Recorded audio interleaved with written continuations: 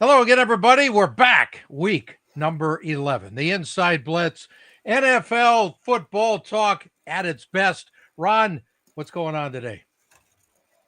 Oh, we're trying to open up the 21-day practice window for me, see if I can come off physical therapy. But the teams, the players that are left there, we're not at the home stretch, but there are some very meaningful games this week in the NFL. Yep.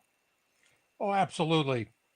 And by the way, we hope to have Las Vegas Cris back with us in a little bit. So that's a TBD, and hopefully he'll be able to join us. In the meantime, we are your preferred Thursday night football pregame show. So let's get into some of what's going on. I have some really good interviews again this week. Was at the Sunday night game at SoFi Stadium with the Steelers in town. They didn't have quite the night they would have preferred. But one thing I do want you to notice here, Ron, I took this video just for you with your Pittsburgh background and your family. Check this out. When the Steelers came onto the field before the opening kickoff. This is great stuff. Now watch the fan.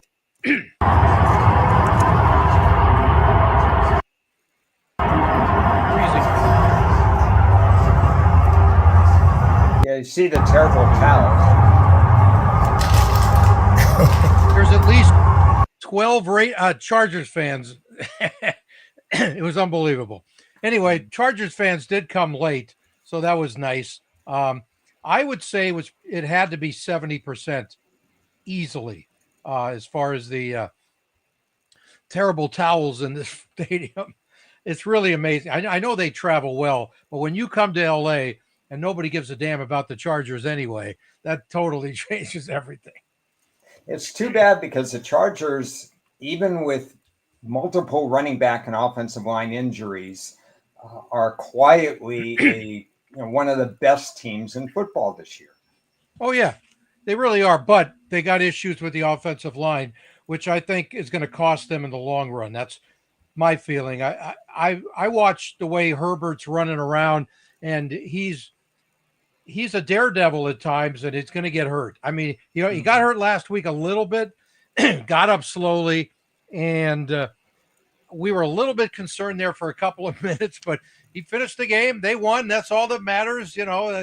Bottom line is just win, baby. Mm-hmm. I see some of our guys here. Toma 88-83 has got more Al Davis stories.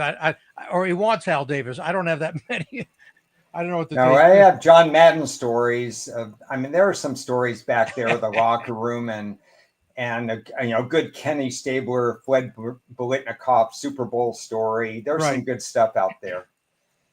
Well, we got two teams on bye this week, the amazing Colts and the Saints, who aren't too amazing. They could use a month off, to be honest with you. But I'll have the interviews here coming up shortly. There's Aaron Rodgers, who I got a couple of questions in very briefly. I wasn't able to get on one-on-one, but it was good to see him again. As we talked at his locker afterwards, it's probably the last time we're ever going to be together at one of his actual playing games. So that was different after about 20 years of action. There's Mike Tomlin, who was not in a very good mood, understandably so. And we got TJ Watt as well. And Cam Heyward, who's a really good interview, got him in front of his locker afterwards as well. So we'll get to those in just a couple of minutes. Let's first talk about the Thursday night game. The Jets at the Patriots. Be 38 degrees in Foxborough tonight. Your general thoughts on that one, Ron? Well, the Jets trusted Justin Fields to throw 11 passes last week. Right. The Jets didn't have a first down for a long time. The Jets, I think, were the second best team, but they were gifted 14 points, or maybe they earned them because of the big return and stuff like that. Right. But, we have a divisional game, but really the Jets, nobody's tanking.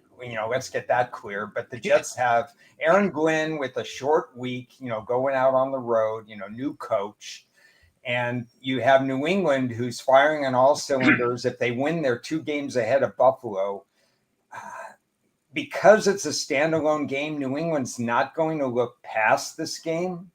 So we should Exactly. see their best stuff. I mean, some teams tighten up and play conservative and do different things, but Vrabel's been around the league.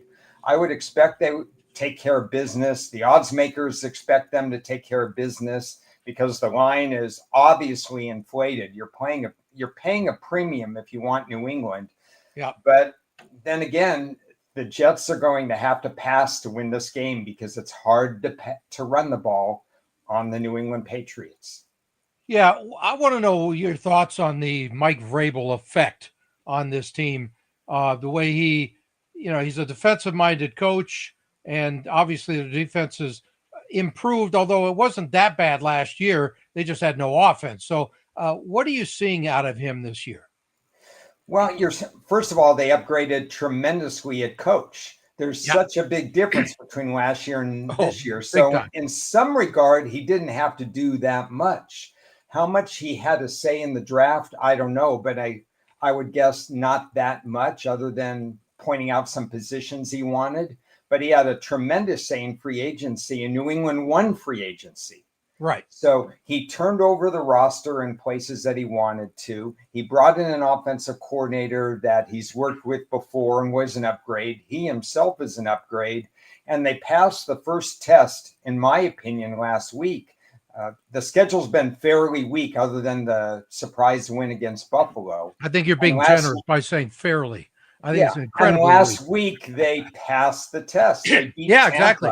Yep. And, they almost made some mistakes, maybe strategy mistakes at the end, but they had some good strategy before that. Yeah. And now they have that, they win this game. They go to, what would their record be? 9-2.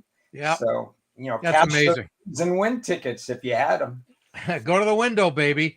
What about Drake May? I love when the standalone games. Give me your draft analysis on him when he came out of school and where he is now in your head as opposed to what you thought he would be. Well, he's ahead of schedule, and I thought he was properly drafted. I mean, you had a guy, Caleb Williams, number one.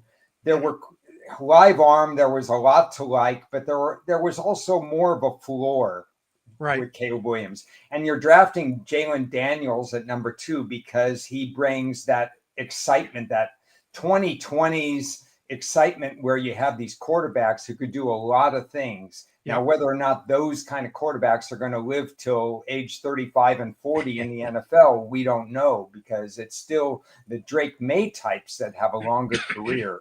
So I think he got his feet wet last week with a rough coaching staff, rough wide receiver core, and so on. Yeah. And he just built on that. I think this was faster than most people, certainly faster than I thought he would progress, but certainly his ceiling was there. I had good things to say about him from the draft, and I had no problem with New England drafting him at number 3.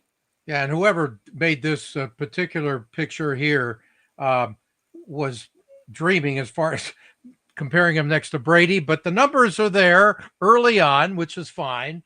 The bottom line is he's playing clean, and I think that's more important than anything. Yeah, and because they've had an uncertain running back core, even when Stevenson was healthy, they didn't trust him enough. They brought in Gibson to be number 2 ahead of Henderson, even though Henderson's the potential home run hitter, as we saw last week with 2, dynamite runs. That's what he did at Ohio State. That's what he's capable of doing in New England.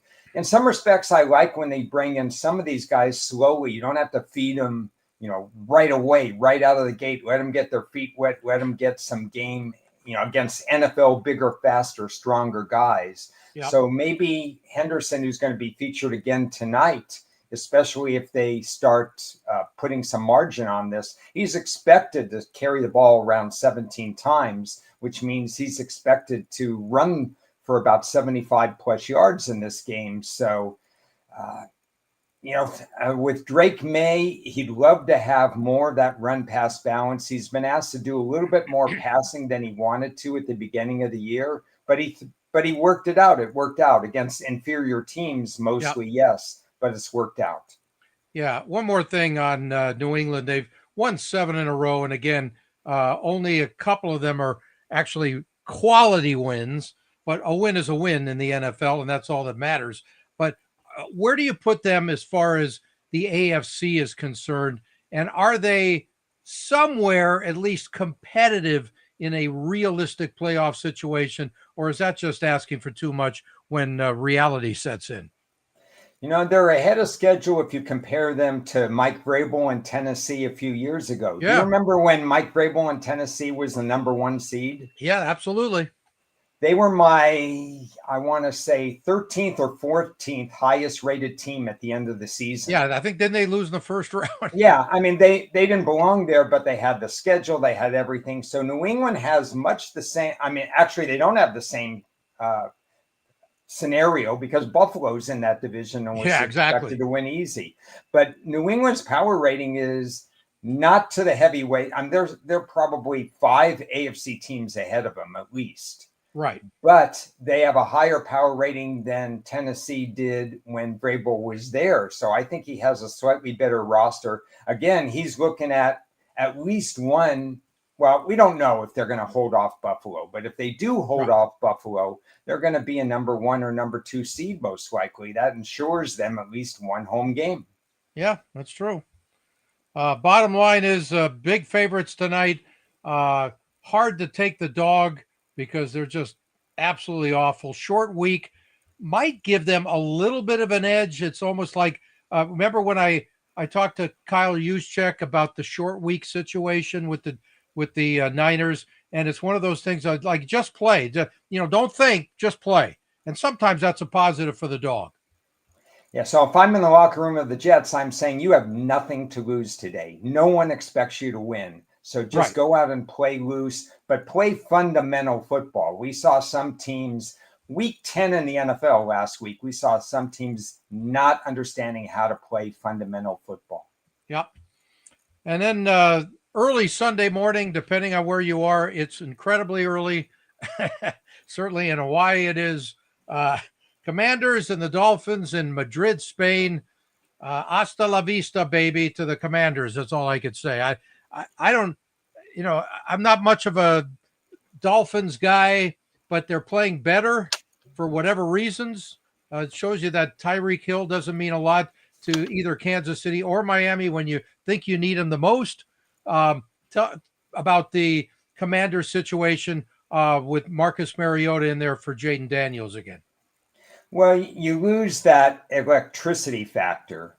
The games are similar. It's just that Daniels is at a special level. At least he was as a rookie. And unfortunately, he's not in there. The game plan really doesn't change. But unfortunately for Washington, it's more than that. He's down 2 receivers, including, McLaurin, their certain number 1 receiver. Yep. So he has limited options. They traded away their number 1 running back. They relied on what they thought would be an exciting 7th-round rookie. It's not that easy to flip a switch in terms of playing one game in college last year and going to the NFL. Yeah. So there are growing pains. The roster is still growing along the offensive line. I'm looking at Washington, and their defense has regressed a little bit as people have gotten familiar. Plus, their schedule got ramped up. So it's tough sledding for Washington. I think you're just going to have to give them a pass this year and see what happens next year if they can build back to what they were in 2024. Okay, so here's the key question for me on this game. What is your line that you made on it? Because to me, I have no problem laying 2.5 if it's still there. With Miami, I have no opinion on this game. Miami's defense is worse than Washington's. Yeah, but again, Washington's going to have trouble putting points up, I think, in general. Yeah. So they're playing the first time in Spain, in Madrid. Yep. I did check out the field conditions, which were pretty good last week in their first matchup in, where was Germany. it, in Berlin? Yeah, in Munich. Yeah. Okay, in Munich. So in this particular case, I don't know the field conditions. I haven't handicapped the field, and I probably won't handicap the field because I'm not going to be really interested in this game. And I'll get to you have questions in the chat. We'll save Thomas for a little later. Russell says, I don't know. Are there alternate uniforms for tonight? Is somebody wearing some ugly uniform? Oh, yes. I think You know what? I'm not sure. I can't remember which team it is. I read somewhere they will be, but I don't remember. Well, it's generally a 3-point swing for the ugly uniforms. So, all right. It's the Pats. Oh my goodness! So the Jets are covering. What can? You know what? It is the Pats. I remember seeing the picture. I don't know where that uniform comes from. It doesn't look anything like the franchise. So I don't think it's an old one. I think it's like a third jersey, but I could be wrong. I'm going to try to take a look at that uniform between podcasts. I got one coming up in an hour. I suggest you watch through a really old black and white TV. It might help. Okay. That's a terrible look. Let's talk about we'll move ahead just a little bit so we can get into the Steelers and my interviews here. The Bengals at the Steelers, is that still about 5.5 for Pittsburgh? Yes, it is about 5.5. Okay. Obviously the Steelers offense was just dismal at SoFi Stadium last Sunday night, and they were 0 for the world on third downs, and we'll hear about that from Aaron Rodgers in a minute. But their defense played okay. It wasn't bad under the circumstances, but not good enough. And they led 3-0, and then it was 25-3 when you blinked in the fourth quarter. So it got away from them there, and a disappointing overall game for the Steelers. And I think, and I mentioned the word consistent with a couple of the interviews. They got problems there, and their defense is certainly not up to Steelers standards. Okay. What can I say? It's kind of a weird dynamic with Pittsburgh in general because they're not a complete team. They don't have a number 2 wide receiver. Yep. That hurts Rodgers. And if somebody's not running the right route, you'll get the Rodgers stare, and then you won't be thrown to again. So he's trusting his tight ends. They have a lot of interchangeable and interesting tight ends, but they don't have that stretch the field tight end. They don't have McBride of Arizona. They don't have Gadsden, for that matter, of the Chargers. They don't have Warren of Indianapolis. That's helped transform that team. So they've always gone from Heath Miller to Freiermuth and so on to the more blue-collar guy and putting up 6 offensive linemen and helping create run holes. Yeah, I like Freiermuth, though. Oh, I like him. Yeah. But that's their team. They've molded their team in what they want to be, blue collar for the weather, for everything else that might happen in December and so on. But nowadays, you also have to have some speed and some agility in terms of the passing game. And Pittsburgh still doesn't have that. And they didn't address that when they should have in the offseason. So Aaron Rodgers is here, and he can make a lot of things happen in terms of his quick snap throwing. He sees somebody open, he can get it to them right away and so on. But the wide receivers in general are not going to stretch the field. And the offensive line is not going to give them a lot of time because it's still a little bit below average. All right, let's hear from the edited down version of Mike Tomlin post-game. I asked one of the Pittsburgh beat writers, is he always like this after the game? They said, yeah, even when they win, he's pretty short. So you'll hear one of the questions. I got 2-word answer out of him, but here we go. Here's Tomlin. Credit to the LA Chargers, specifically Jesse Miller. I thought their collective did the job. She was probably midway the fourth quarter before we converted the third down. You're not going to win football games not converting third down and losing the turnover battle. We certainly were loose with the ball in several instances and didn't convert enough third downs. And so that's the end result. There's nothing mystical about it. We'll be back. We'll be better. We have to be. But we certainly weren't tonight. Slade was out. He's in the concussion protocol. We'll see where that leads us this week.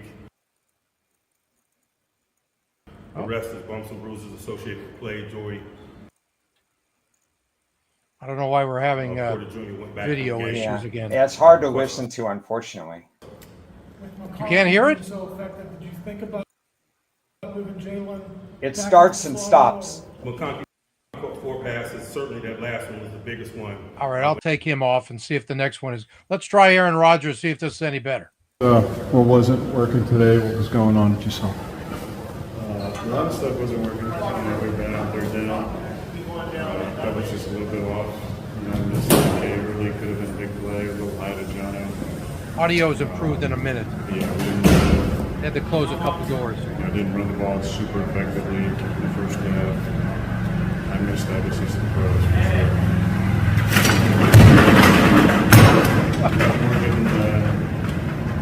We're getting guys open and just put it all together. Times that guys go open and miss some throws they usually make. What would you say were some of the root of your struggles tonight?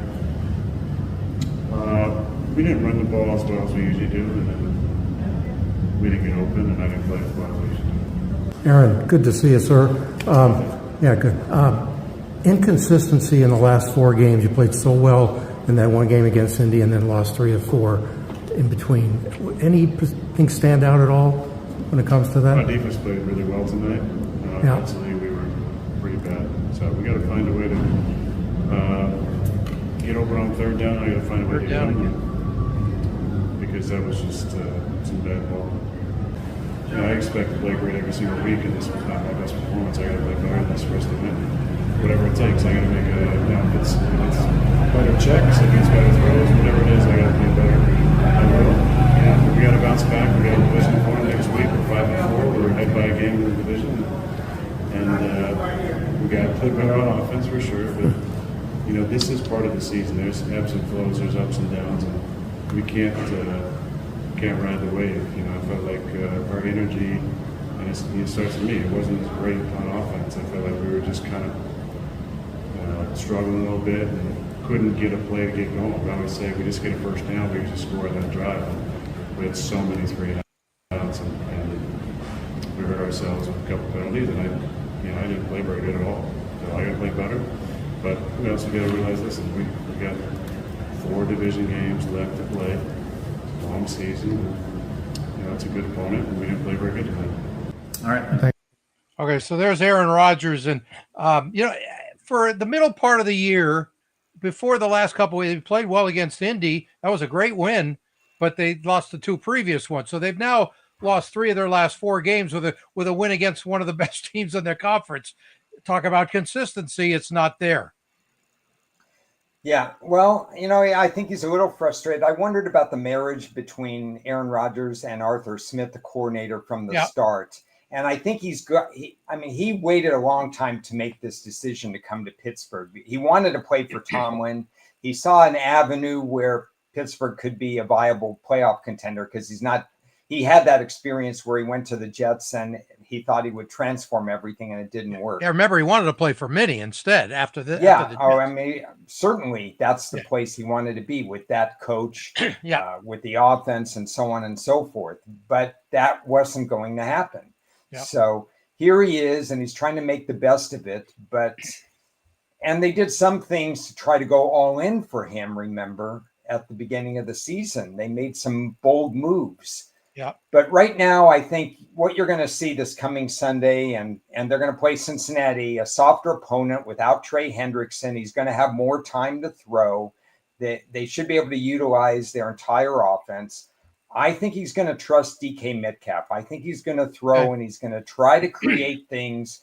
DK Metcalf is one of the guys who's a 50-50 contested catch guy. There's about 8 or 10 of them in the league. Maybe let's go 6 to 8 of them in the league. And he's one of them. And I think he's just going to trust them against the Cincinnati DBs. He wants to create something. He doesn't want to do these 5 or 6 or 7 yard things. Yeah. And for Toma, I never interviewed Ditka at all. I did interview Parcells once. It was a long time ago. I don't remember if they won or lost. It was probably in Anaheim against when the Rams played there before they moved to St. Louis. Bill was a little testy at times. What can I say? But you know, he wasn't a bad guy. He actually gave me a little 5-second promo for my radio show once. So that was pretty good. Look, there are a lot of guys who will blow up. I don't have a problem with that. And everybody handles losses differently. But, bottom line is, what are they like in the room and how do the guys respect them? Doesn't matter what I think. Yeah. Bertie says he likes the over in this particular game, which is roughly around 49.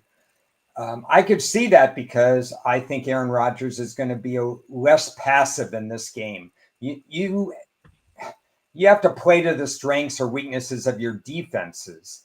And Harbaugh's defense, Jim Harbaugh's defense, he dares you to make mistakes. I think Rodgers and Tomlin before that game talked about, where is Derwin James on the field? You have to be aware of Derwin James. You're not going to say that about Cincinnati's defense, especially if Trey Hendrickson's not there. Just play, baby. You're going to score. Yeah. So depending on what Pittsburgh does defensively, then you certainly could have a game that finishes in the high, 50s, low 50s. Is this line where you expected it? Because at 5.5, to me, it's like, okay, it's only low because of what the Steelers are coming off of. Otherwise, to me, they should be like 6.5-ish.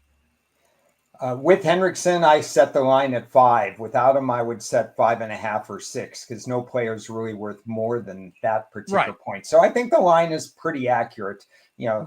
As far as there are so few situations, I haven't even made a play this week. So there are so few situations. This is one of these dark weeks where I don't have a lot of edges. This is a game that has an edge to Pittsburgh. Yeah, that's what I think too. Let's hear. We got about a minute here with Cam Heyward, one of the really good guys in the league. I understand he does a hell of a podcast, although I haven't seen it. But he's always available, and here he is. We had turnovers. Obviously, we didn't convert, especially in the red zone. But got to learn from those mistakes. Special teams, same thing. Limit the mistakes. That's what happens, or you give up the ball. It is what it is. But I'm all about owning it, and can't shy away from it. Got to grow, be better because of it. You say there were plays that he made. Is there anything specific that comes to mind for you? A couple times we got out from third down, ball up in the air. We didn't convert to get off the field on turnovers. We just got to keep punching at the ball. It's not always going to be as easy as we want, but you've got to find ways to get the ball back. At the same time, you guys settle pretty good. You guys can't live and die by turnovers every week. Yeah. Sometimes you need to just blow up and get off the field the old-fashioned way. And I think that comes down to just trusting that the man next to you is going to do your job. It's not about just being a superhero and making some extravagant play. Locking in play and play out. Trusting the guy next to you and just getting it done. What's the process of trying to be more consistent game by game at this stage, especially because you had that great game against Indy and, up and down a little bit? Looking at the film, being honest with our teammates, and owning it as a player. To have success on the field, can't just have a good play and say, "Oh, I did my job." It's got to be, 60, 70 plays of you just locking in and just doing your job. All right, so that's Cam Heyward, and he's one of those guys. He's a stand-up guy. He's not going to play a game. When he says something, he means it.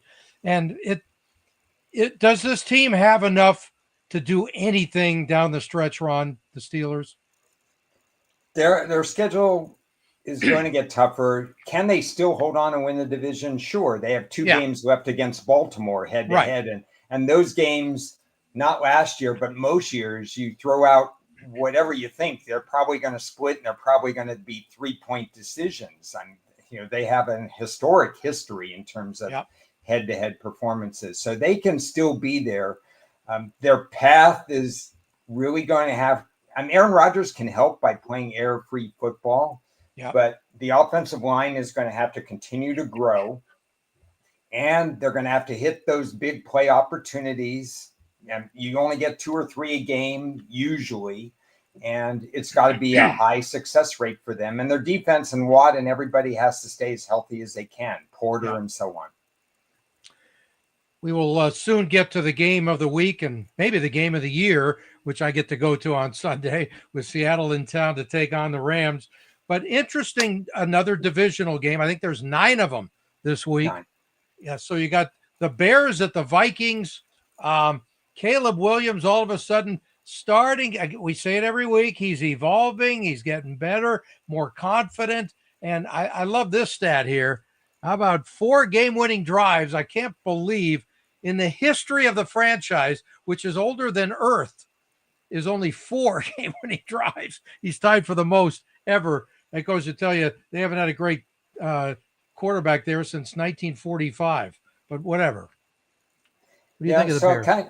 Kind of want to repeat what I said with you and Chris last week is that you guys wanted, I think we're more in the camp of maybe Ben Johnson doesn't like him. He's not going to stick with I never him said that. and so on and so forth, that, something's going on. But I think this season he's learning. I think it's the off season. It's the training camp. It's everything. We'll know in September and early October next year whether this is something that the sky's the limit. Yeah. Because there's going to be a lot of off-season work and tweaking and finding out what he does best, because he's got the receiving core.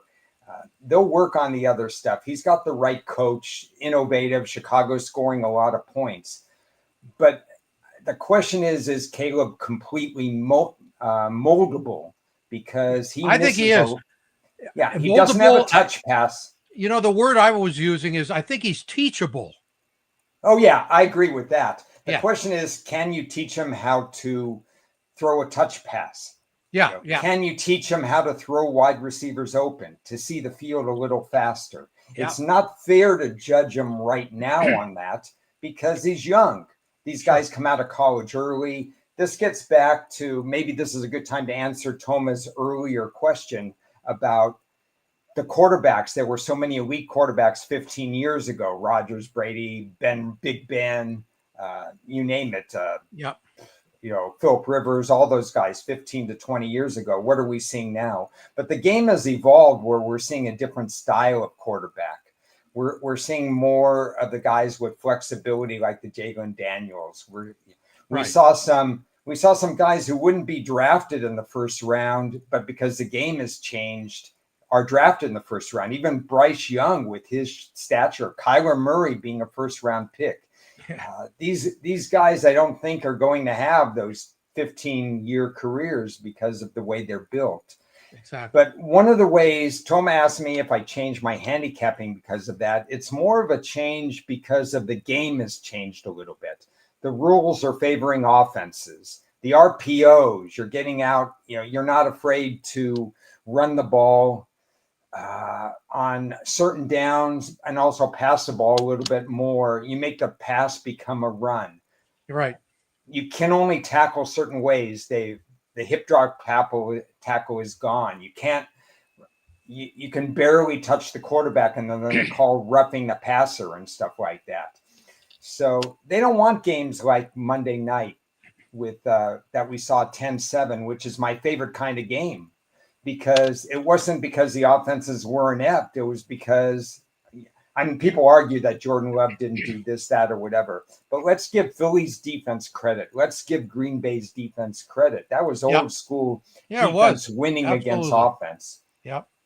So I don't think I've changed my handicapping because we don't have a Brady or a Big Ben or whatever. I think it's more the evolution of the game has caused me to look at different things when I look at who's going to win the line of scrimmage, who's going to sack somebody more than another team. What's the completion percentage going to be?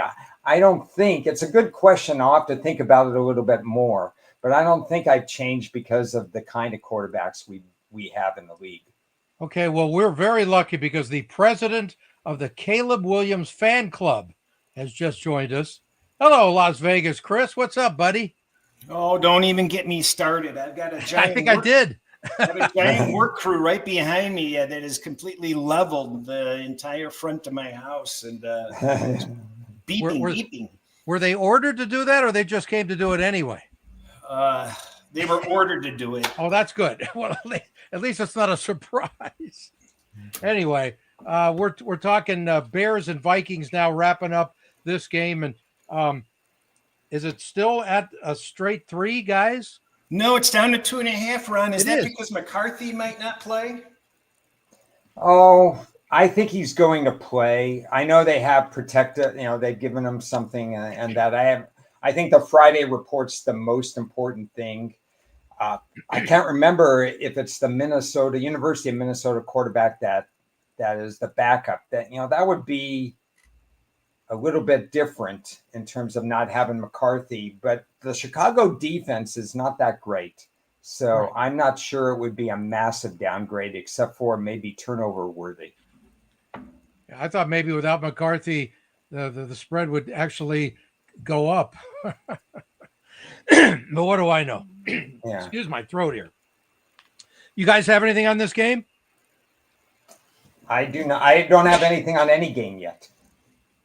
You have interest in this game? I've got a lot of the Chicago +10 and teasers, and I've got some +3. Okay, I like it. Very good. Good action. All right, the Packers at the Giants. Will the real Packers please stand up? We don't. What are your thoughts on where their offense is right now, Ron? Well, it's certainly not as strong as we thought it would be. About 2 or 3 weeks ago, Jordan Love had one great game. And at that point, I said, here we go. We're going to have a streak develop. He gets streaky. Remember the second half of one of the years, 18 touchdowns, just one interception. And then it kind of stopped on him. Now, so I think the game before last, when, as usual, they played down to their opponent. Exactly. You can't do that. I know they were 7 trips inside the 25, but you have to finish against teams like that. That's on them. I thought Philadelphia would stop Green Bay last week, so I don't have a problem with that. I thought Jordan Love would have a tough time this past Monday. But you thought they would hold him to 7? Well, no, you never think in the NFL you're going to be held to 7. But this is either get well for him or we've got a problem, because this is the New York Giants. Yeah, and I think the stat of the week, or maybe the month, the Packers 1-3 when holding teams to 16 or less points. It's incredible. The rest of the league is 62-5 in that category. That's insane. Well, you missed our stat from yesterday's show, Ted. What's that? Pittsburgh's 2-0 when they do not score a touchdown since the start of last season, and 13-12 when they do. That's beautiful. What a great stat. I wish I had that when I was up with Tomlin. Hey, Mike, can you explain this, please? Chris, where do you have Green Bay's offense ranked? Is it in the top 15? Geez, that's got to be doubtful. It's going to be close. I mean, they're all over the place. Like 12 or really 12. Yeah, which is very low for that team. It's very low for that team. They fell out of the top 10 where they looked like they were going to be, and we thought at the beginning of the year they're probably going to be top 7. They're going to sit there. They look like a top 25 after last week. Yeah, they're slipping around 13th for me. I've got Green Bay about the 8th worst team over the last 5 weeks as far as gaining and losing team value. Question in the chat comes in. Carolina embarrassed Atlanta 30-0 last outing. Does that factor into the handicap? And one thing I said to you, Chris, last week is that it does when it's a shutout. When you're embarrassed and you're shut out, it does factor in. I think Atlanta should be embarrassed from that. And there were 2 such instances, I think. There was a 26-0 shutout in one of the games. And then there's this 30-0, and it does factor in. Is that still above a field goal, that game? Last I saw it was 3.5. Yeah. Yeah, it's artistically painted 3.5 across the board. Okay. Yeah. Any interest in that game at all? Because I have none to even talk about it. At 3, I would definitely have Atlanta. Right. I see no value. I wouldn't even have Atlanta at 3. Yeah. At 3, it would become a power play, and these other factors then. So I wouldn't use 30-0 revenge as a standalone. Well, that's it. That's the driving force. But if you have other things that are going on, then that's good. Okay, well, let's wrap up the Green Bay situation. They're playing a team with an interim head coach in Mike Kafka, and your thoughts on that as certainly a boost maybe for one game, and you never know what's going to happen, even though they're shorthanded as well. They're going with Jameis Winston now. I'm going to be brief so I can hear what Chris has to say. I think because Jameis Winston is in, you've got a lot of volatility in this game. And if you're handicapping this game, and that's why I want to get Chris's thoughts, when you think there's going to be a lot of volatility, you would handicap this game differently, wouldn't you? Yeah, of course. We like variance. We don't like volatility necessarily. They aren't They can be the same thing, but they aren't necessarily the same thing. Right. We did look up the head coach bump, and it really is overrated. It's not as profitable as you would think. It was, I want to say, on average in this situation, the team they win about just over 40% of these games. Straight up. But these are teams that on average have a 25% win rate. So the win rate for these teams goes up significantly, but it's still under 50-50. And then the against the spread mark was just marginally profitable. Nothing you'd be upset about missing. So it just seems like that head coach bump is more than it is. I think it applies more to other sports than it does in the NFL. Okay, good. I'm predicting 4 touchdown passes by Jameis Winston, 2 to each team. So, anyway. With this game, I agree. The interim coach bump works for the first week in college to a very nice percentage, and then it goes away. Especially if you have a close loss, it goes away the next week. They fought as far as they could and so on. So in terms of volatility, and I don't know the weather report for this particular game, but on the one hand, you have Green Bay trying to prove that they're going to be better than the 7 points they scored last week. And then the other hand, you got Jameis Winston, who Ted predicts is going to throw to both teams, and Mike Kafka, who's going to try to open up the offense and so on. It's almost tells me that this could be higher scoring than people think. And by the way, slight chance of rain. It's not going to be that cold, but there is a chance of some rain. Not much. Okay. 12 miles an hour winds. This Kafka is stepping into a decent situation probably because he's a former quarterback, so he's going to probably get along with Dart. And the schedule that they play isn't the most difficult. They may be able to rattle off a handful of victories here at the end, and he may just inherit that job if things go the way that they could. Well, they certainly would like to make that a lot easier in their decision making, whatever happens the next several weeks. But they still, they're still evolving as a team. Obviously, I don't know. Remember a few years ago, we're saying, wow, Daboll is just so good for this club. And then all of a sudden he was like, wow, he is so bad for this club. So, I don't know who would take the job. I don't know who would take either New York job. I thought it was a crappy thing to fire him now. You had Dart playing well. You had him used to the head coach. Now you disrupt that relationship and you potentially bring somebody else in that may not have the same interest in Dart. For the injuries that they've put up with over these last several years, I don't know anybody that could have coached much better. The Giants did come away with decent wins each of these, last several seasons under, really difficult circumstances. Absolutely. Birdie's comment is interesting. That's not out of the range of possibility that Spags could get one more. He's probably had offers, and we'll see if he wants to leave the Kansas City situation after so many years of success. Yeah, I think he's one of the highest paid coordinators on the planet. And he's in a great situation. I would probably stay there as long as Andy Reid stays there. And then whatever happens after that, because you're not going to get a situation like that very often. he's making a lot of money. Right. Are you waving at us there, Chris? What do you got going over there? I have to check something. Okay. Ah, So let's talk Chargers Jags. This is a huge game for the Chargers for their playoff hopes. It really is. and Jacksonville. Yeah, but I don't like Jacksonville's chances as much. No, this is a tiebreaker. I mean, if they finish with the same records, it matters. Yeah, no doubt. No doubt.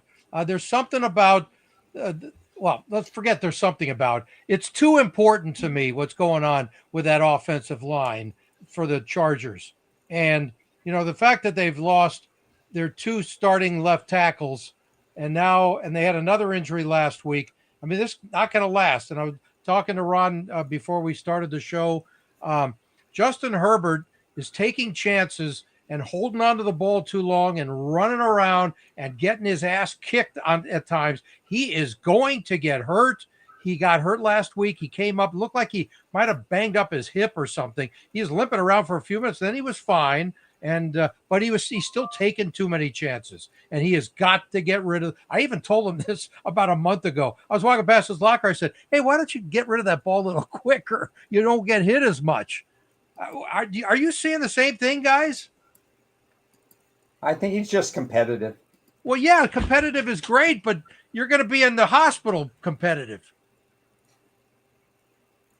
They don't have much of a choice. They don't have any running game. So they're on but you got it. But if you're going to do it, get rid of the ball quick. Do it like Rodgers does. He has to because he's 42 years old in a month, you know?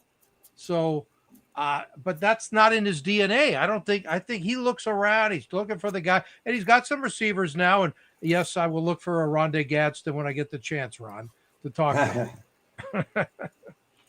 But so what do you think of the Jags in this situation, guys? Well, their defense is playing more than decent, but I don't have an opinion on the game. I mentioned to Chris yesterday that the last time they played was the playoff game. Right. That the Chargers had this big lead.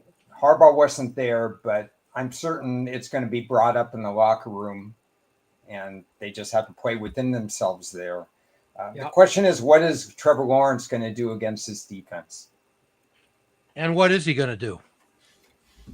Well, I don't have Monday's papers. So. I always ask you, well, you should have Monday's papers. We'd have a lot of answers. Yeah. No, I mean, they have run pass balance. Yeah. The chances for San Diego to make the playoffs, if they win this game, go up to 90%. San Diego is in the playoffs? I didn't even know they had a team. No, San Diego's not in the league.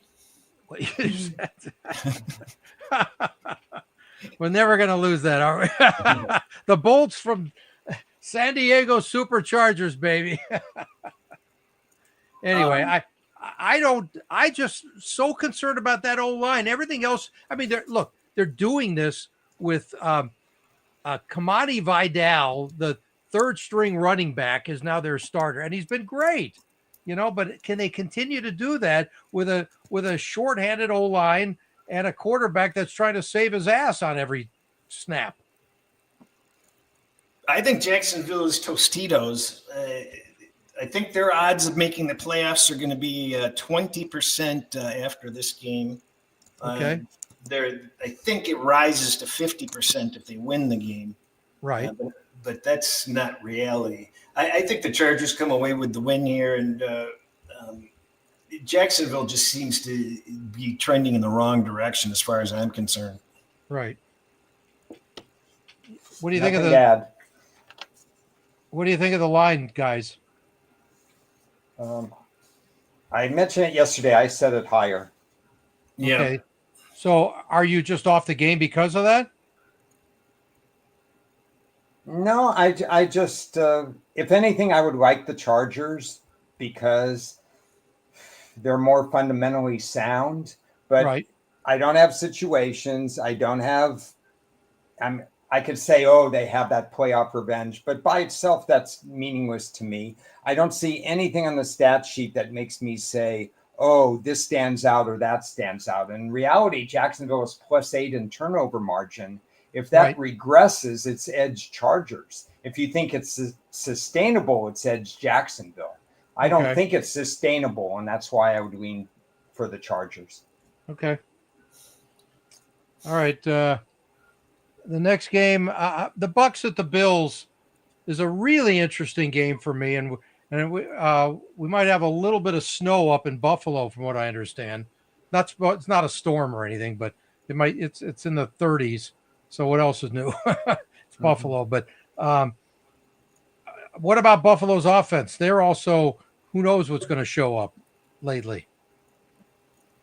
It's funny. They have a variety of weapons, but they don't have that one guy that's going to, maybe it's Shakur, but there's not one guy there. I think he would prefer to go to Kincaid, who got hurt during the game. Yeah. But Kincaid wasn't hurt when they weren't scoring in the first quarter.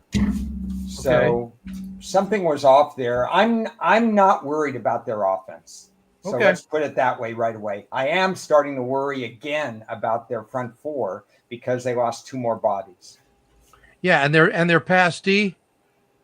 Pass D is more than acceptable.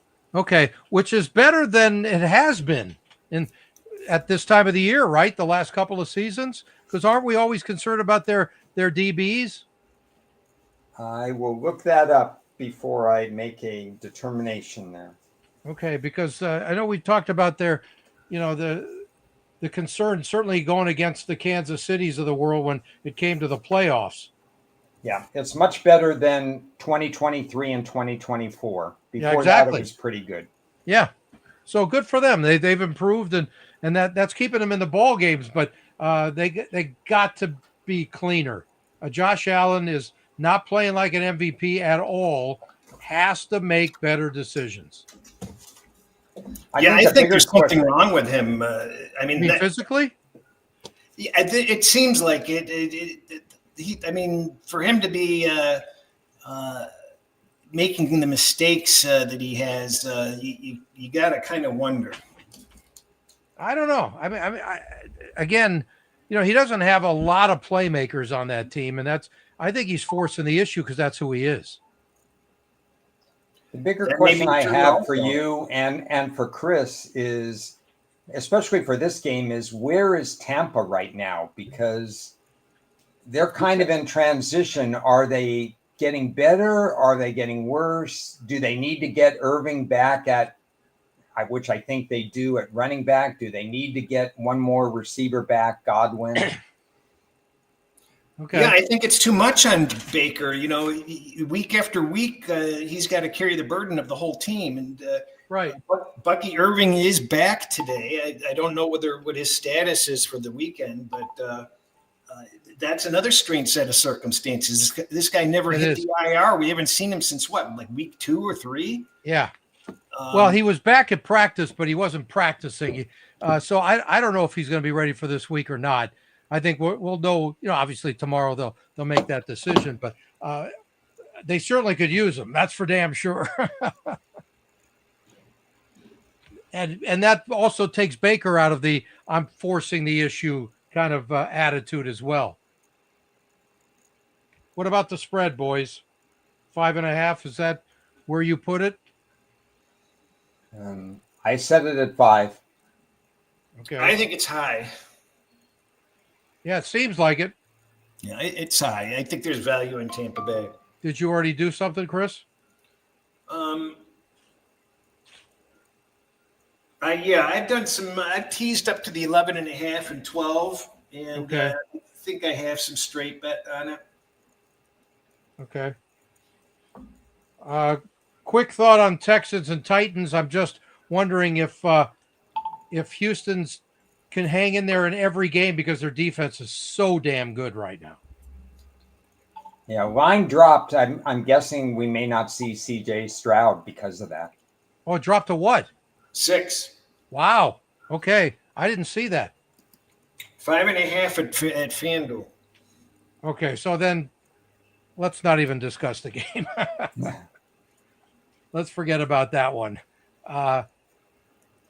Let's go to the game of the year. The Seahawks and the Rams. I will be there. You guys will be there in spirit. Everybody's going to be watching that game. How good are these two teams right now?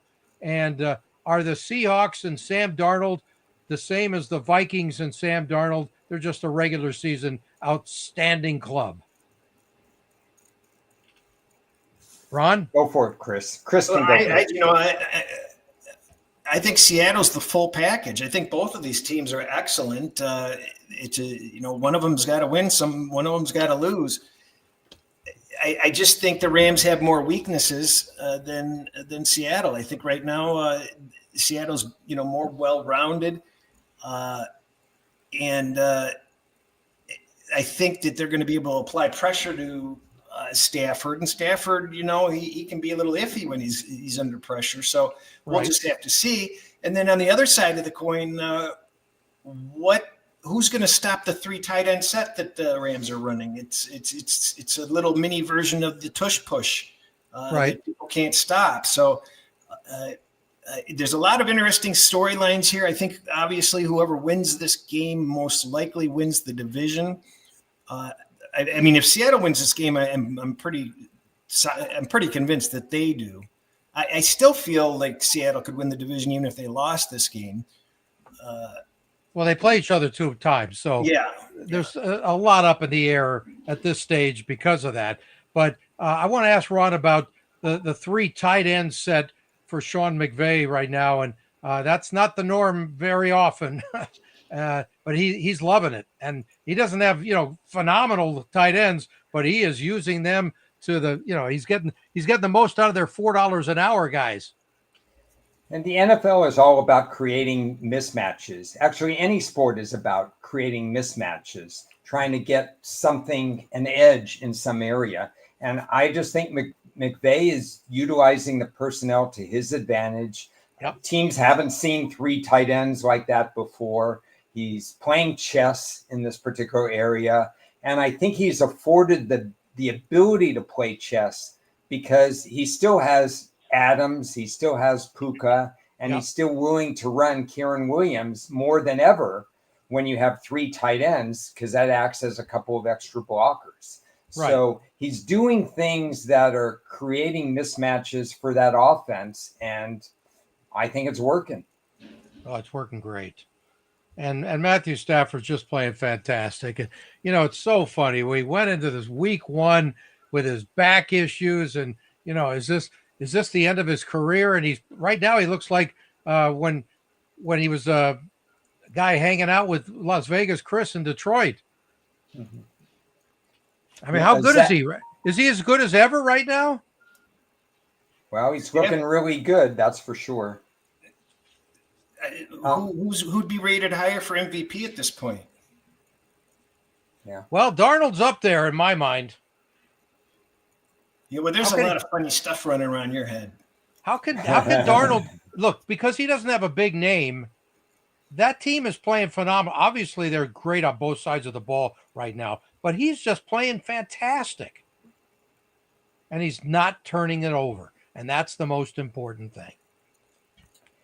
The question the odds makers had to have for this game, I'm responding more to Zach's comment, is that where do they set this line, 2.5 or 3? Because it was going to be close either way. I'm not personally surprised they set it at 3, although I also agree with your comment that there's some vulnerability with the Rams in the secondary. I think that's probably the one area of vulnerability because we know about their pass rush. They have active linebackers, and they're doing all these things on offense. So you'd say the secondary would be that one area of vulnerability. But I understand the move to 3. It's a big game. People still want to see Darnold prove it. Yeah. Stafford, they still want to see Darnold prove it. Now, some of the stats on Seattle are crazy. The fact that Seattle's only allowed 10 defensive sacks really was something I was not expecting at the beginning of the year. Yeah. Well, let's not forget that stat we talked about yesterday. Seattle is 4-0 straight up and against the spread, but they have a negative turnover differential, and they're still winning. Yeah, that was a good one you brought up. Yeah, that's a great stat. Absolutely. And Darnold's the top-rated quarterback on PFF in the league right now. So we're not talking about, again, back-to-back phenomenal years. He put himself in a really good situation here. Good for the Seattle defense is back. No more Bobby Wagners of the world, but they don't need them. They're young, they're hungry, they're playing great, and good for them. I'm just wondering, and these only two teams with top 5 scoring offense and defense this season. So, there's a good chance they're going to play 3 times this year, the way it's looking. Anyway, and Devontae Adams, by the way, an oblique injury. We don't know how bad it is, but I think it happened without him being touched, and that's never a good thing. Yeah, I forgot about that. That guy's not going to be 100% Sunday. Trust me. I have no idea, but I did you see? Has he practiced at all the last 2 days? Well, McVay says that he's going to be good to go, but I saw that. But he was. Those injuries don't remedy that fast. Number one. Yeah, of course, we don't know how bad it is. I mean, it could be just. You saw him on the field. It's one of those things that can really stick with you, and even if it does get better, it's very easy to tweak again. Yeah, no doubt. So that's something to obviously watch, and he is just I don't remember what his stats were after the game, but I know going into the game he was leading the league in touchdown catches. So he's slightly important, and you see number 12 Puka here with Stafford. He's also important, and he's feeling a little better after the previous week where he got banged up. So, but he's a freight train anyway. He's like the receiver version of McCaffrey. He just tries to run over everybody. Anyway, so you guys looking forward to this game as much as the rest of us? Yeah, it should be a fun one. Russell's comment about the Rams sacking Darnold 9 times in the playoffs last year when he was with Minnesota. Maybe that decides the game, because if Seattle keeps Darnold clean, then he can hit some plays against the secondary. So that might be the matchup to watch. Yeah. Does Darnold's uniform stay clean? Yeah, he's got a different uniform than he had last year too. So I think that's probably a good thing for him. Quick one on the Niners and Cardinals. Cards being favorites scares the hell out of me no matter who they're playing. Cards aren't favored. Is Purdy I'm sorry. I mean, San Francisco. I mean, it's at Arizona, but San Francisco under a field goal. Is it still there? No, it's up to 3 again. That's is what I Purdy figured. starting? Have they announced that? No. They're making every effort to have him start. Yeah, but they haven't announced it yet. Not as of this morning. I wouldn't be surprised. I would tend to want, with his injury, that's the kind of thing. It's only about rest. So if they can squeeze another week out of Mac Jones, good for them. Yeah. It's a toe injury. You guys have any interest in this game at all? No. Okay. And here's your stats on the 2 quarterbacks, by the way. Mac Jones and Purdy. Whatever happens to Mac Jones this year, at least he's made himself a few extra bucks for next year. At 3% of the salary of Purdy. So again, that's like $3.50 an hour, I think, is what he's making. A really important game, the Chiefs and the Broncos. What are your thoughts on that one? Kansas City, the road favorite, as they should be, but should they be over a field goal, guys? Mm-hmm. Okay. Because? Good game. Another good game. No, the power ratings suggest there's no way you can make this game 3. What is the power rating? Would you make it 4? 29.5. I would make it 3. I'd made it 3.5. Mm-hmm. This is the same situation we saw when the Rams divisional opponent goes to another, San Francisco divisional opponent. Yep. We've got the same situation here where we've got the road team favored by over a field goal, and teams in this situation, if it goes over a field goal in this situation, you're better off laying the points than taking the points. Okay. The ugliest 8-2 team in the history of the league. What about this matchup in that regards, being a huge divisional game, but Denver is just winning in the craziest ways imaginable? Yeah, well, defensively, they're sound. They won't have Pat Surtain, so that helps Mahomes. I Yep. think, that might be the difference. If you get another stellar performance from Mahomes, who's playing well this year, that could be the difference. Yeah, Knicks is 18-9, 67% in a division with the Chiefs and the Chargers. That's pretty impressive. So they're doing something right, and he's usually dependable in late game situations. He doesn't take sacks. Sometimes you contribute just by not making mistakes. Yeah. Okay. Quick thought on the Ravens and Browns. It's going to be 20-mile-per-hour winds in Cleveland. A little chance of rain. Your thoughts on that one? I'm checking the weather forecast again. Okay. Well, this was as of last night. I checked on NFLweather.com. Yeah, it got worse this morning. Really? Yeah. In regards to what, rain? Yeah. Okay. So now it's going to be windy and rainy. Sounds like LA this week coming tonight. Any interest in that game at all, guys? Are you willing to lay the points, or how do you feel about the Browns at home in this situation? Keep it close or no? The Browns really have been playing better at home versus the road. Yeah, I thought their defense would rise to the occasion last week against the Jets, and actually they did, because 14 points were off turnovers and the game flipped and stuff like that. Right. The problem I have, and the handicap for this game is, I don't think Baltimore has turned the corner defensively, and I don't know if we'll find that out against Cleveland's offense, but Baltimore still has a little bit more to prove to me defensively. Right. Yeah, I agree with that. They haven't done anything to convince me that they can't, have slip-ups along the way here. The latest update is constant winds of 20 miles an hour plus, with gusts over 30 miles an hour. Wow.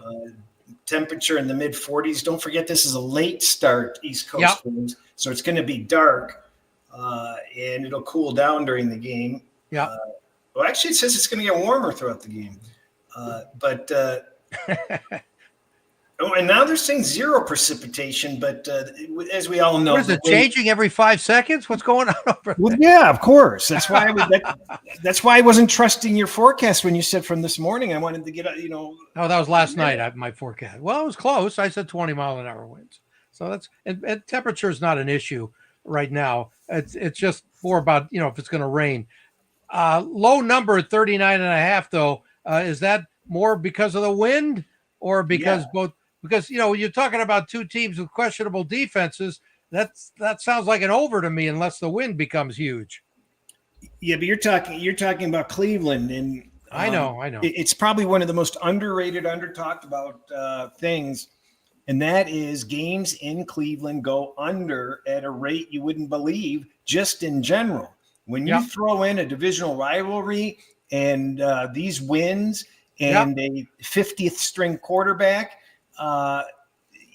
it looks pretty good for the under. I think we'll see a 37.5 on it, maybe even a 37. So as we get closer, people are going to just work on those wins and bet the use. I called Ron at 3 a.m. and had him bet it. Under 41.5. Oh, that's funny. All right. And your Lions and Eagles in Sunday Night Football, another good game. Wow. There's something about those Lions that you're not sure what team's going to show up every week, but they always are really good when it comes down to the wire. Usually, let's put it that way. And now your head coach is calling the offense. Yeah, that was a surprise. I mentioned that I think Jameson will be more involved in the lineup if he's calling the plays. You'll see it mixed up a little bit more. The offensive coordinator is playing ball, and he's not whining about it. He's supporting the decision to have the play calling changed. And they're certainly going to be fired up for this game. It's remarkable how Campbell stood up there and he was asked about the tush push, and he goes, "No, I wouldn't change that rule. This is football. We don't need to be changing any rules. It's up to us to be able to defend it." And you got to respect the guy, and he was pretty emphatic about it. So, right. That's the type of people we need in a football environment. There's Ron. What do you know about this guy that signed with the Lions? Every team in the league wanted him on the team. He was on waivers or I forget, but he signed with the Lions. He had his choice of every team, and every team actually reached out to him, he says. So I forget the guy's name. But you don't know anything about him, Ron? Well, I need to know his name. It starts with an A. I know that. It starts with a letter. Before we get any further, I want to double check with Ron. Do you need to get out of here? I do. Okay, I figured that. I'll tell you what, you want to leave now? Thank you. And I know you're off next week, so we'll deal with that. I'll stick with Cris just the rest of the show. Is that okay? That's fine with me. Go for it, guys. All right. Talk to you later. Hasta lumbada, Ron. Have fun. Bye. We'll see you, Ron. Don't tell me I'm not thinking of him.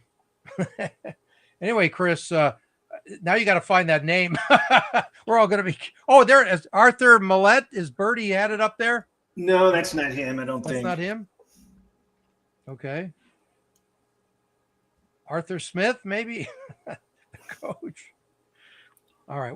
Whoever it is, your thoughts on the spread, Cris? Is it still 2.5? It is. Okay. It's briefly touched, 3, but bounced right back down. Right. Philadelphia's been doing it with smoke and mirrors this year. So, but they're doing it. They keep winning. Philadelphia's a tough place to win in, and Yep. the Lions are going to be ready to play, and as far as the metrics go, they're the better team. So that's the best way I can put it.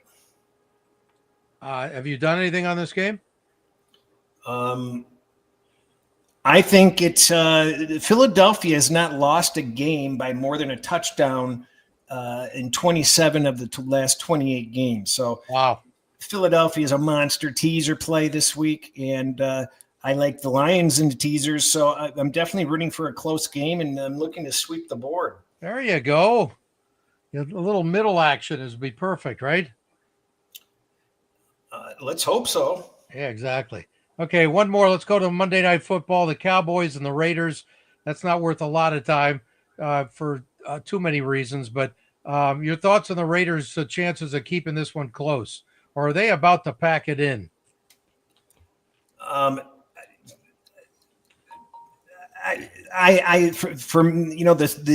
Just the square instinct person, I sit there and I go, Dallas is just going to blow the doors off of this team. So it probably means the Raiders win.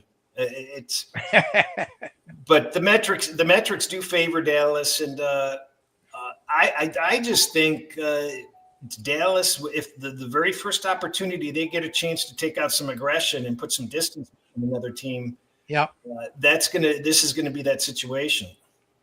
Talking to my guys in Vegas, this is one of those games that's going to probably look like the Steelers at the Chargers last Sunday night. It's going to be about 80% Cowboys fans, don't you think? Oh yeah, they'll travel well. I did find the guy's name. The headline article says why Ahmed Hassaning passed on offers from 31 NFL teams for the Lions. I'll have to read up on that. That one got by me. So are you doing anything on this game at all? Are you going to tease the Cowboys plus 3.5? Oh, most certainly. Most certainly. Really? What do you think about this Pete Carroll? I don't have a problem. Look, that team is in shambles, okay? I don't give a damn if they brought Vince Lombardi back and he sat on top of his trophy. He's not going to do anything with that team. I'm not blaming it on Pete Carroll. They're in a transition period still under, what is it, second year with their general manager, trying to figure out how to do things. And it was like the best we could do is Geno Smith, hoping, thanks, Bertie, hoping that he can get another similar year like they got out of him in Seattle, and he's not doing it. And so, it's not a total shock. So what are you going to do? And then you got the other kid from as a backup. That's not going to get it done in this league. Their defense is really average. They got an incredible tight end, and Ashton Genty is not doing what they want out of him. And part of that is because they don't have a great O-line either. So they just have too many holes. I don't blame it on Pete Carroll. I just never saw a tick up in intensity or enthusiasm or anything the entire season. I think it's been a disaster. Right. I'm curious whether he could possibly be a one and done. It's well, there's a respect factor there too. Let's just see if the team quits on him, then there's a great chance of that.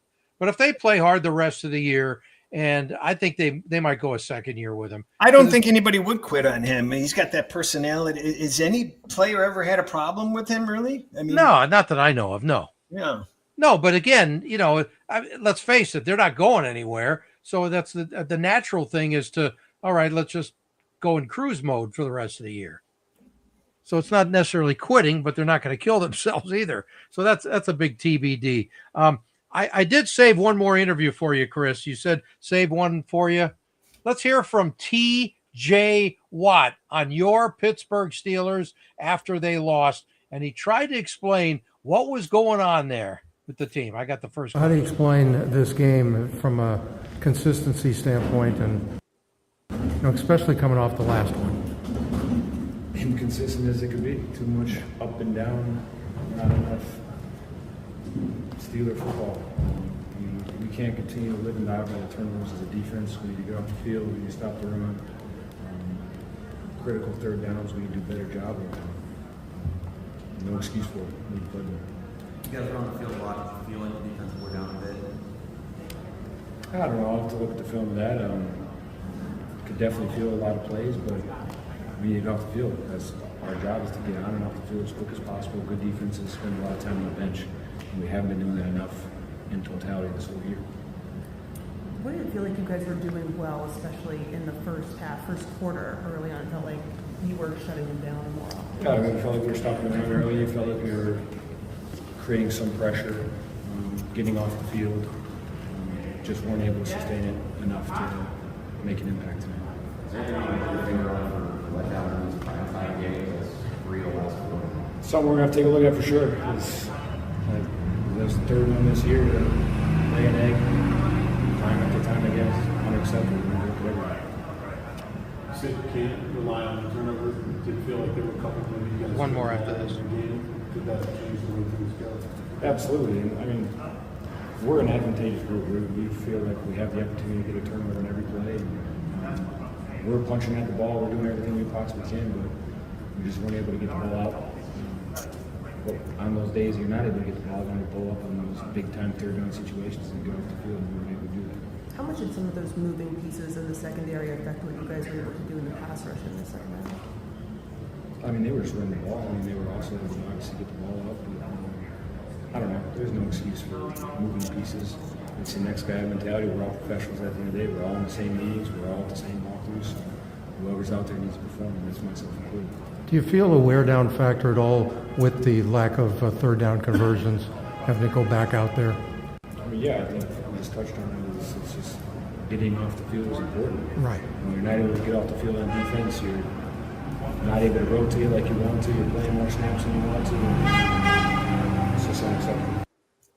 Okay, so there's T.J. Watt. And, we didn't hear from you, Chris. I wanted to play that for you and also get your comment on where you think the Steelers are right now. Are they done? I mean, they're certainly in a spot where they could pull off the division, but does that mean anything? I really had a hard time hearing that.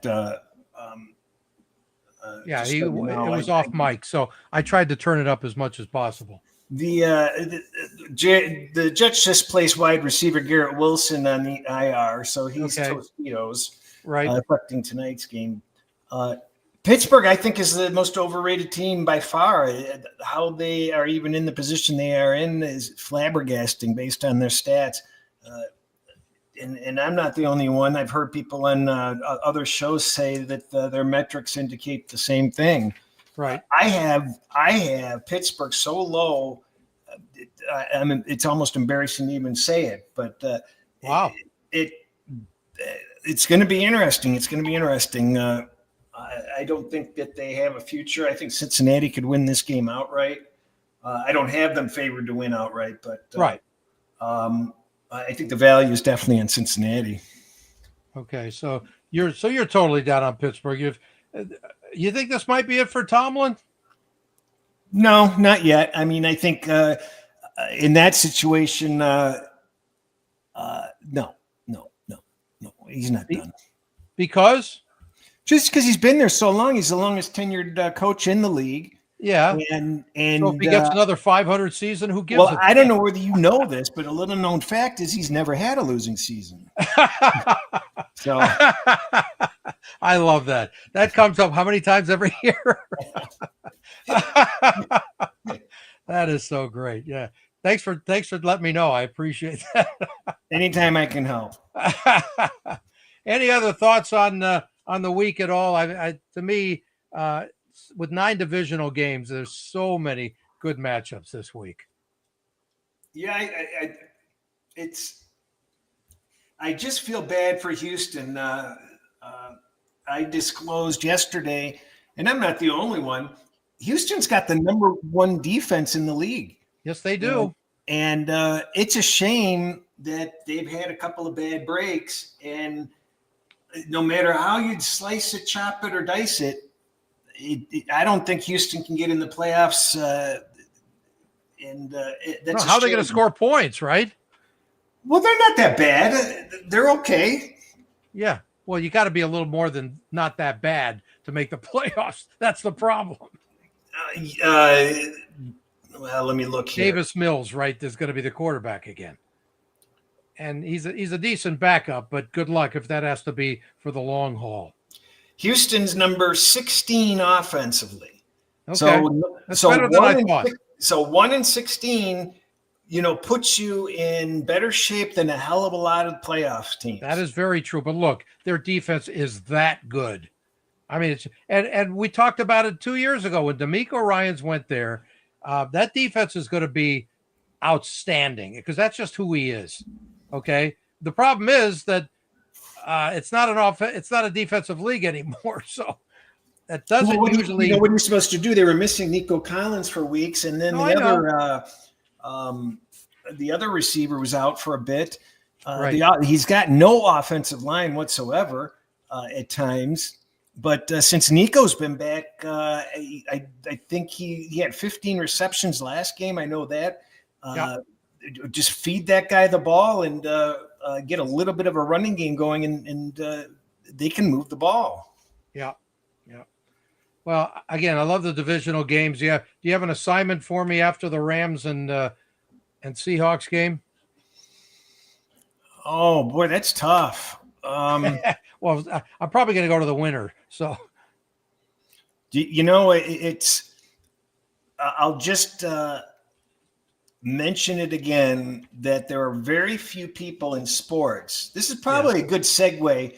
There's very few, if you get a chance to talk to them, there's very few people in sports when they leave their team. Cooper Kupp. That the fans root for him for success on his team. And to this day, Lions fans root for Stafford as long as he's not playing the Lions. And it's I think we're really happy to see him do so darn well. It's nerve-wracking because his team's scaring the shit out of us, but that's a rare category for an athlete to be in, and I'm wondering, whether he realizes it. I'm sure he does. In perspective. Yeah. I mean, the fans gave the wife some flack. on the second visit back, and I don't know what that was about, but and sure, you're going to get those boos. You have to give mandatory boos, but he also got in his first appearance back, he did have a positive response from the fans. So yeah. Well, I want to say hello to Cooper Kupp anyway after the game. Hopefully he's healthy and in one piece afterwards. Is he playing? When was the last? He played last week, so I assume he's playing. He played okay. He had a few catches last week. Mm-hmm. And he's the last time I talked to him was when he was with the Rams, and he said he was going to call his grandfather up, and I was going to get him on the show, on my show. It's a separate, my Touching Greatness show. Jake Kupp, his name is on the Ring of Honor in New Orleans, as an offensive lineman from the late 60s, early 70s. I did not know that. Thank you. Yeah, absolutely. I'm here to help. I hope you didn't know that compared to what I didn't know as far as Mike Tomlin's record. Anyway, that's our show. We're done. No Ron next week, so I don't know if I'm going to get Chris early on. Maybe we'll get another a secondary guest if we need it. And maybe Gamble Lou might be open to coming back on next week. He probably is. Yeah, if he's not going to a hockey game in the middle of the day, we got a shot at it. We got to book him in advance. You can't wait till the last minute. Well, I just found out that Ron can't make it. He's got his wife's birthday. So we'll figure it out. Anyway, everybody have a great weekend. Week number 11. Cash in as much as you can and listen to what Chris and Ron say. I don't know what the hell I'm talking about. It means absolutely nothing. So thanks, Chris. I appreciate that. Have a good week, everybody. Thanks for joining us late, Chris.